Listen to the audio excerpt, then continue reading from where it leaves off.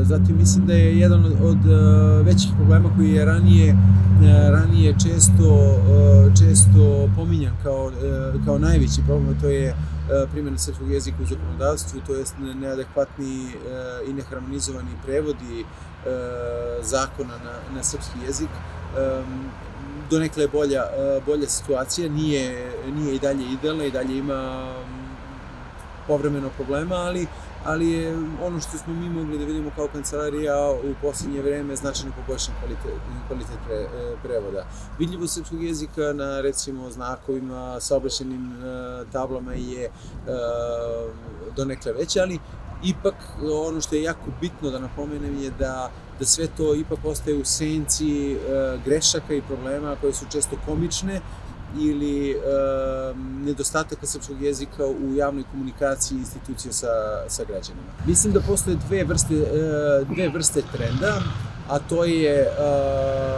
stav većinske zajednice prema srpskom jeziku, koji je generalno pozitivniji danas nego pre možda 10 godina i ne postoji tako veliki otpor od zajednice da se koristi srpski jezik u javnosti i mislim da će se to kasnije preslikati i u stav institucija. Ono što je negativan trend je činjenica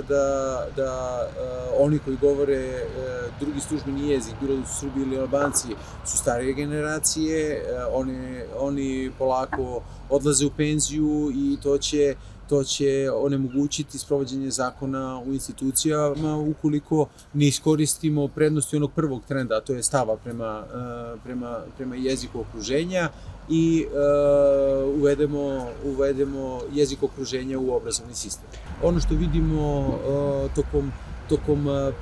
tokom recimo posljednjih 6 meseci bilo je organizovano nekoliko kurseva albanskog i srpskog jezika za mlade i službenike i interesovanje je ogromno. Samo za posljednji kurs srpskog i albanskog jezika koji je organizovan preko platforme Vocab prijavilo se preko 700 ljudi, što meni govori o pozitivnom stavu, pozitivnom raspoloženju prema učenju jezika okruženja.